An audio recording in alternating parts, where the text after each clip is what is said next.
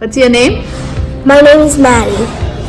What camp are you taking? Animations and programming. What are you learning in that class? We're learning about Alice, and right now we're talking about the background and the set, because getting a good program means having a good background, because that's like the base. Whatever you're learning here at Rex class is going to help you outside and when you grow up. I think that being an electrical engineer or something like that, I'm gonna need to know like how to animate things and how to go into settings and say, okay, well, I'm gonna edit this code, I'm gonna drop this statement, and like understanding what is inside of the code, how the code works.